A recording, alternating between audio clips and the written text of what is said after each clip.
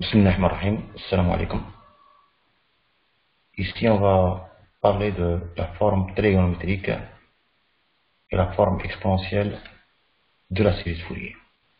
Dans cette présentation, on va parler de la forme trigonométrique de la série de Fourier, forme exponentielle complexe de la série de Fourier, la relation qui existe entre ces deux représentations, ou bien sur ces deux formes. Exemple de la représentation spectrale unilatérale et bilatérale, avec définition. Détermination des signaux temporels à partir du spectre d'amplitude de phase. Donc, commençons par la forme trigonométrique. Pour un signal xt périodique, on a la propriété suivante. Pour un signal périodique x de t égale à x de t plus kt avec k nombre de z. T est la période du signal. D'après Fourier, la forme trigonométrique de la série s'écrit sous la forme A0 plus somme des AN cosinus de pi n sur t plus Pn sinus de pi n sur t. Ou bien on peut dire sinus de pi nft parce que f égale à 1 sur t. Donc A0 c'est la projection, c'est ça la valeur moyenne. Donc on calcule la valeur moyenne du signal, on trouve sur la période, bien sûr sur une période. C'est-à-dire on prend le signal sur une période, c'est pas la peine de prendre tout le signal, seulement une période, on calcule la valeur A0 par cette formule. Et ça représente la valeur moyenne du signal. Pour le AN, c'est la projection de x de t sur l'axe de cosinus. Donc, il suffit de faire le produit scalaire x de t cosinus. Donc, projeter sur cosinus, c'est la formule de projection. Cette formule de projection pour déterminer les AN. Et aussi les BN. Donc, toujours, on prend une partie du signal sur la période et on projette en faisant cette intégrale-là. Donc, ce qui représente la projection signal xt sur l'axe de sinus. Ceci, c'est pour 1 supérieur ou égal à 1. On va prendre un exemple pour comprendre. Donc, on va prendre un signe cosinus. Normalement, on trouve qu'il y a n parce que le cosinus est totalement projeté sur lui-même. Donc, la période ici, on prend t égale à 0,1 sur f0. On va calculer la série de Fourier de ce signal. Pardon. Donc, trouvons donc les composantes a n, bn. Pour a0, donc c'est la valeur moyenne. Et en faisant cette intégrale, on trouve 0, c'est la valeur moyenne nulle. Et puis, ici, pour la projection du signal xt sur l'axe de cosinus pour 1 supérieur à 1, en faisant l'intégrale dx de t cosinus de pi n sur t0t dt, sur la période t0 bien sûr, on trouve un produit de cosinus. Pour simplifier, il faut le décomposer en somme de cosinus, d'après la propriété trigonométrique, cos a cos b c'est cos la somme, plus cos la différence sur 2. En remplaçant cette relation dans l'intégrale du produit, donc on trouve que cosinus de somme, ici n sur t0 ou bien nf0, c'est la même chose. Si on fait la somme, f0 plus nf0, ça donne nn plus 1 f0t, et la différence, c'est nf0 moins f0, ça donne n moins 1 f0t dt. Donc, le calcul donne directement a sur t0 de pi sur 1 plus 1 f0, et entre 0 et t0, la fonction sinus. Même chose pour le cas de n-1, entre 0 et t0. Donc les AN donnent directement, parce que si on remplace par t0, donc t par t0, f0, t0 égale à 1, parce que l'un est à l'inverse de l'autre. C'est-à-dire que f0 égale à 1 sur t0, ou bien t0 qui égale à 1 sur f0, donc le produit ça donne 1. Ici, donc, à n, vous avez maintenant sinus de pi n plus 1 sur 2 pi n plus 1, et sinus de pi n-1 sur 2 pi n-1, le a comme facteur. Donc, on sait bien que le sinus cardinal, pour les gens qui ignorent, donc, doivent le connaître, c'est important, en théorie au traitement signal. Donc, sinus pi n plus moins k sur pi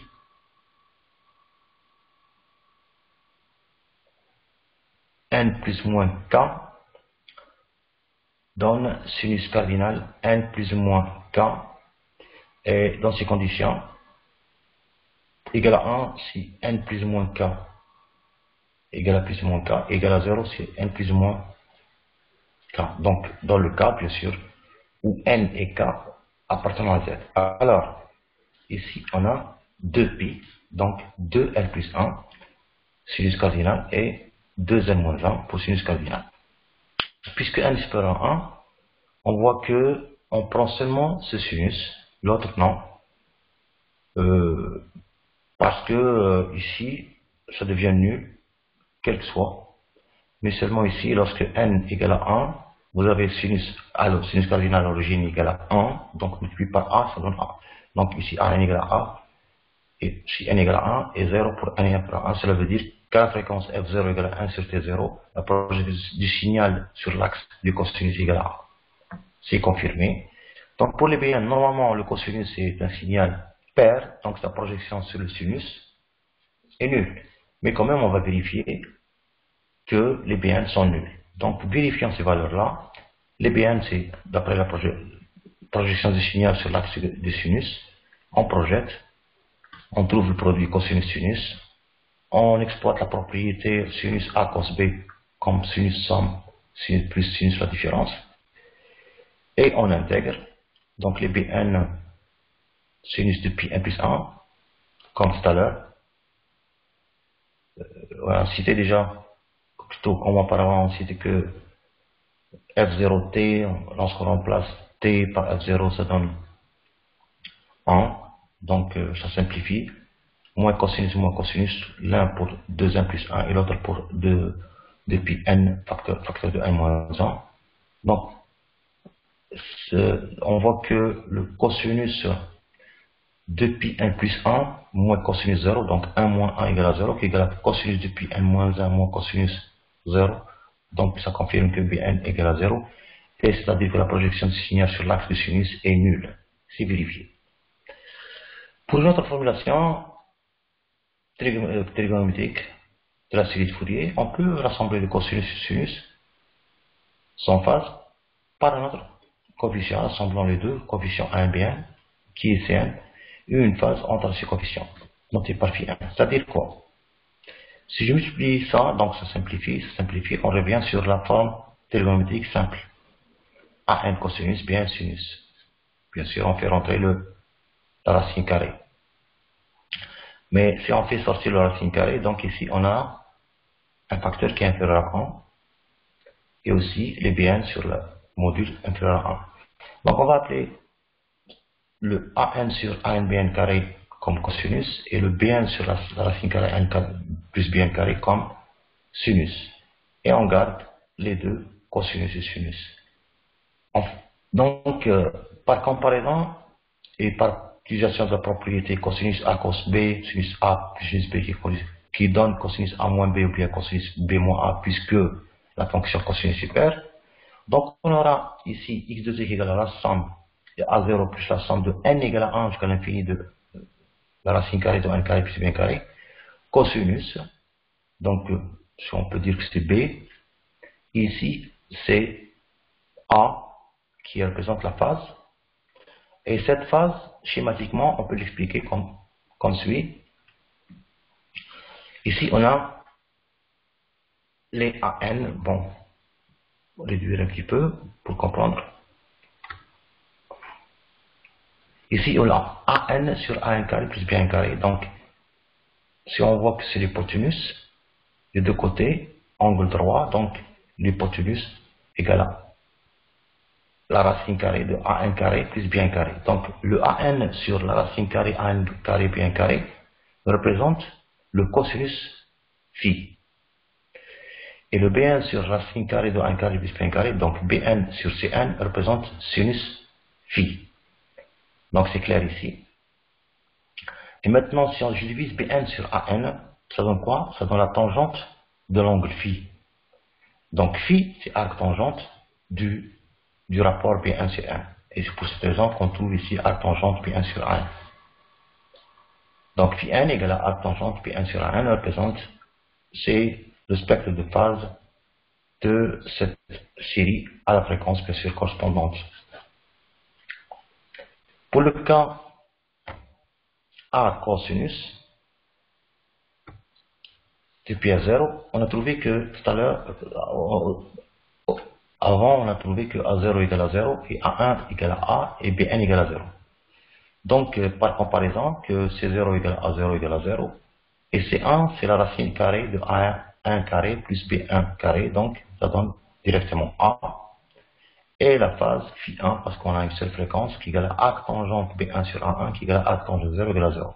On peut représenter graphiquement Cn égale à A, et la phase égale à 0 à la fréquence F0 qui égale à 1 sur T0, ou bien A puissance oméga 0.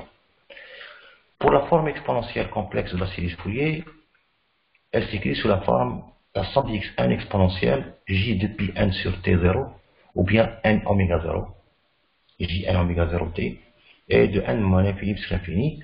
Avec les 0, c'est la période fondamentale du signal, et f0, c'est la plus petite fréquence du signal, appelée aussi fréquence fondamentale. Donc xn qui égale à 1 sur t0, entre 0 sur une période, donc t0 un début, t0 plus t0, donc toujours sur la période, x de t exponentielle. C'est la projection du signal sur la base exponentielle. Pour n égale à 0, c'est le cas particulier, x0 égale à, bien sûr, si on place n égale à 0, ça donne directement exponentielle de 0, ça donne 1, et donc ça donne directement 1 sur t intégrale sur xt sur la période. Et maintenant, ça représente la valeur moyenne, c'est la même chose que C0 ou bien A0, qu'on a calculé auparavant. On peut constater aussi que le signal xt est réel. Si le signal xt est réel, donc x moins n, ici on a xn, ça donne xt exponentielle moins. Si on remplace n par moins n, donc moins moins, ça donne plus. Et on voit que x moins n est le conjugué de xn, ou vice versa. Donc avec n, c'est le conjugué de xn. Et lorsqu'on a deux fonctions complexes, deux nombres complexes, l'un est conjugué de l'autre, donc on voit que ils ont le même module, par contre à la phase, ils sont opposés. Donc le module c'est une fonction paire, et la phase c'est une fonction impaire.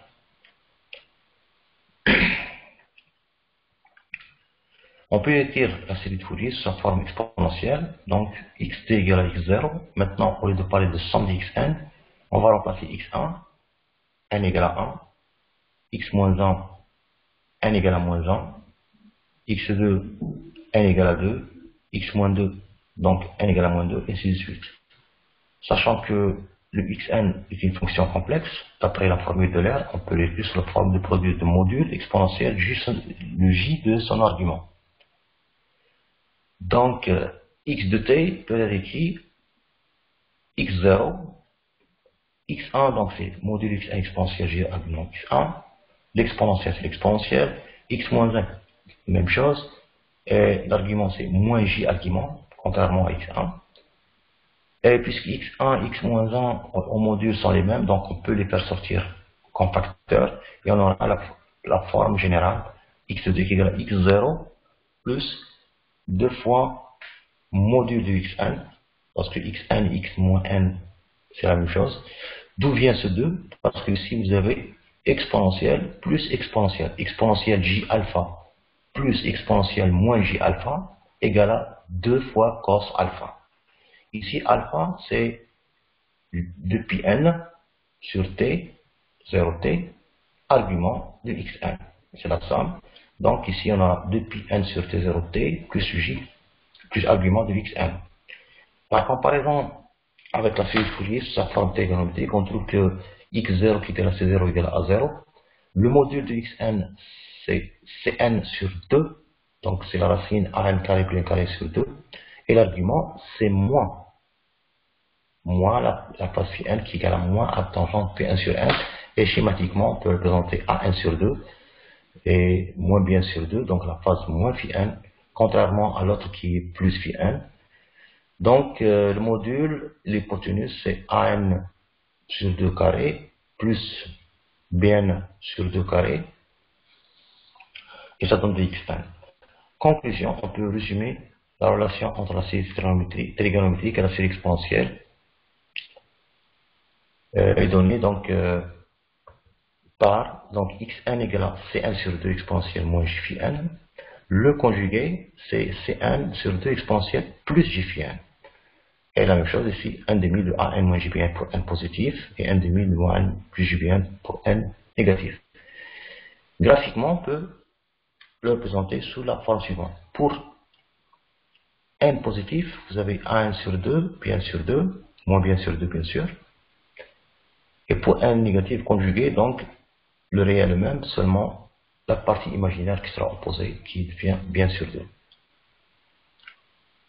Donc on va prendre un deuxième exemple pour dire que comment on utilise, parce que le premier est un signal de base, cosinus pair, on va prendre un autre signal qui est impair, périodique, sous cette forme dont l'amplitude varie entre moins a sur 2 jusqu'à a sur 2 et la période égale à 1.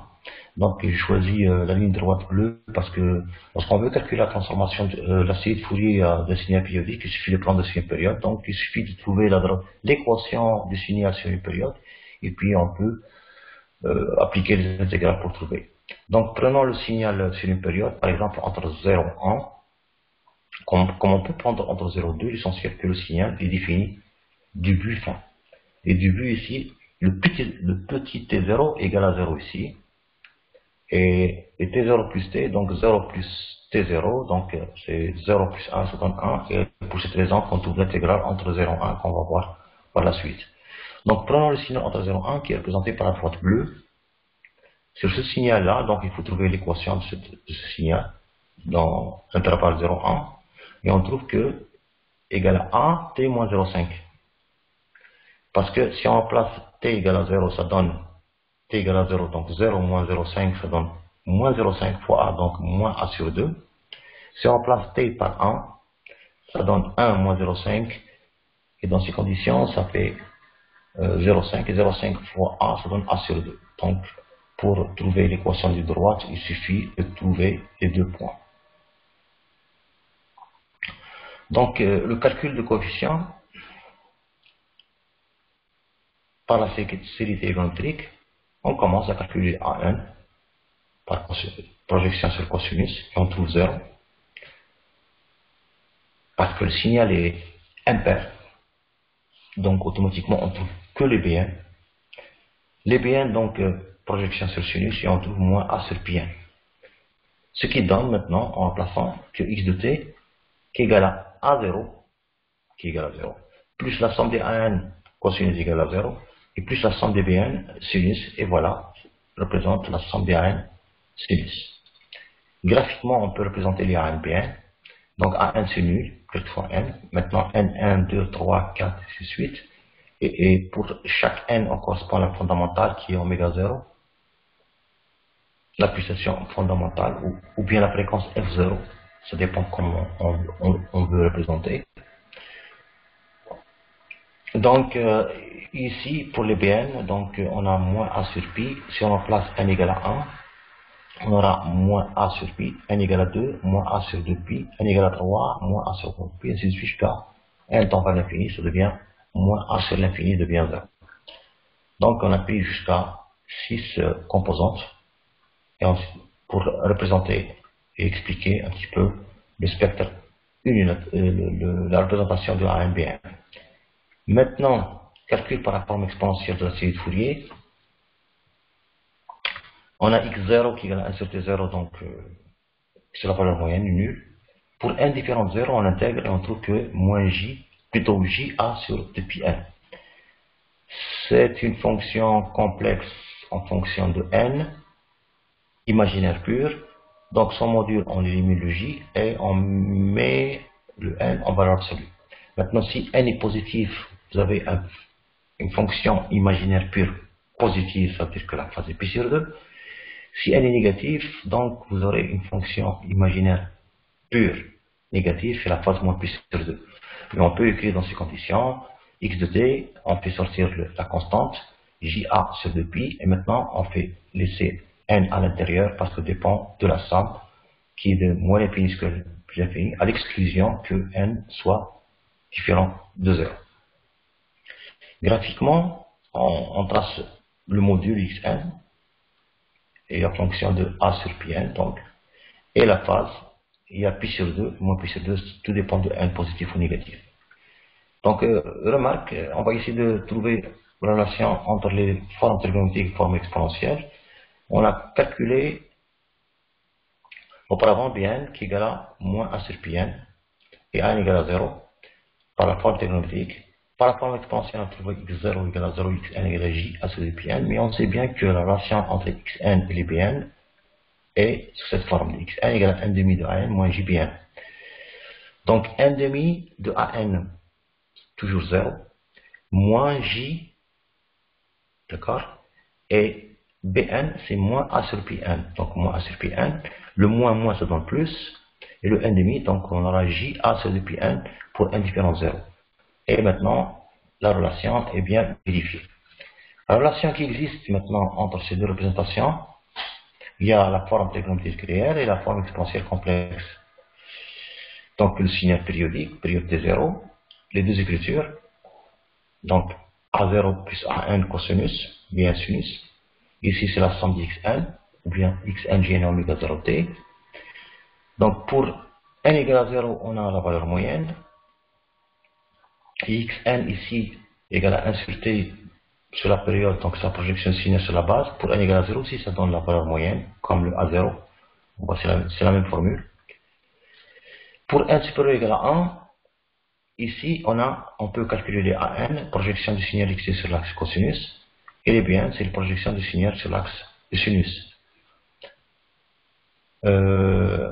Donc l'écriture sous forme simplifiée, donc x de t qui est égal à C0 plus la somme de Cn cosinus de pi n. On a vu le développement de cette fonction avec C0 égale à 0, le spectre d'amplitude unilatérale, donc Cn égale à racine a carré plus pi n carré, et le spectre de phase unilatérale, le phi n arc tangente pi n sur 1.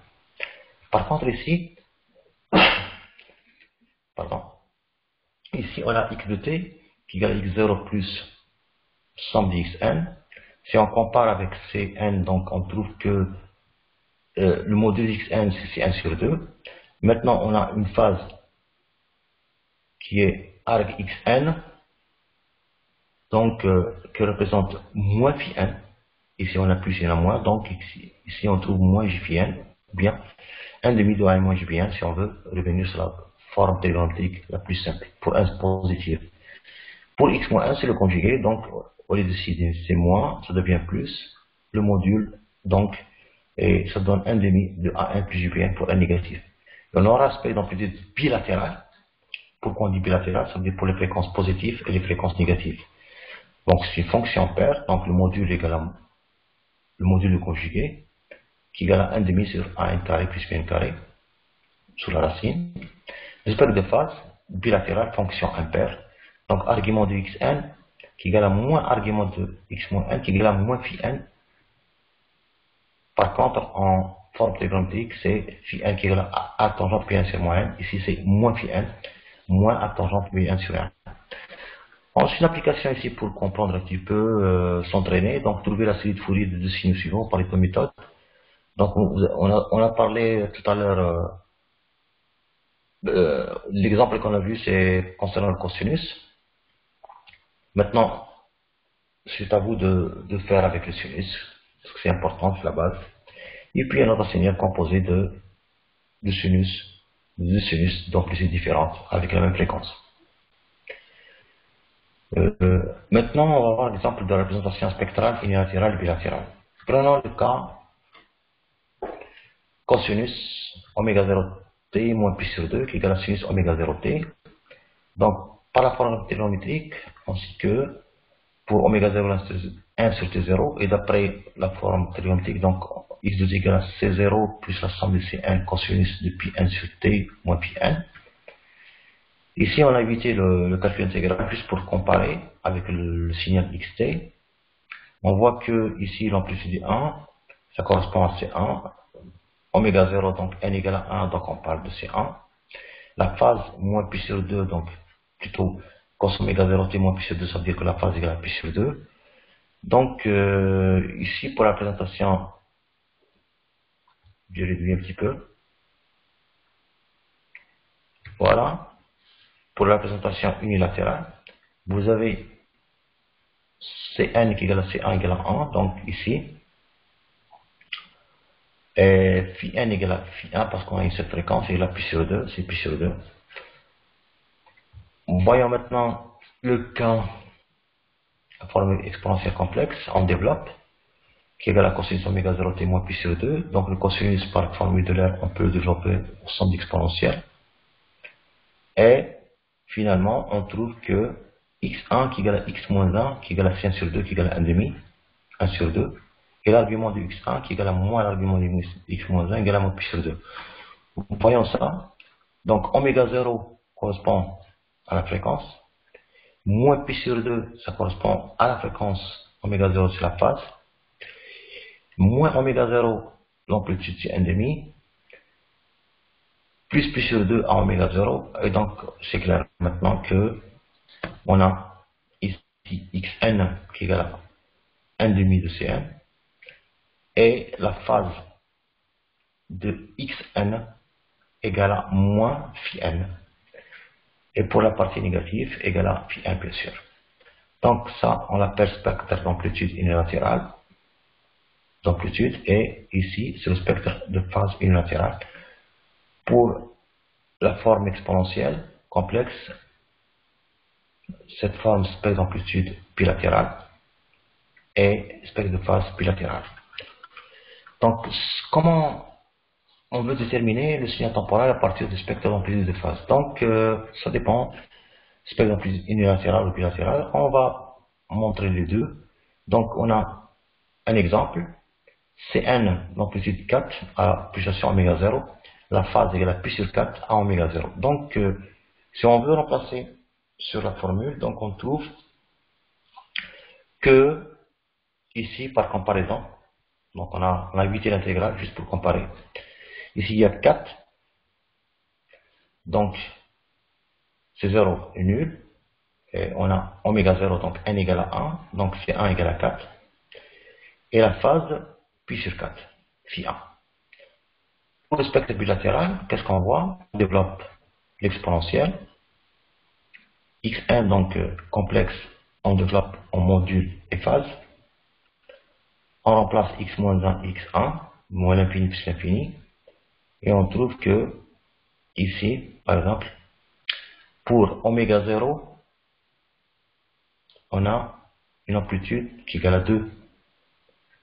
Phase égale à moins pi sur 4.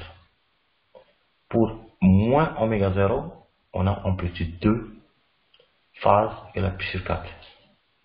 Donc, sans faire l'intégrale, pour un signal simple, donc on peut faire la comparaison, on trouve le résultat.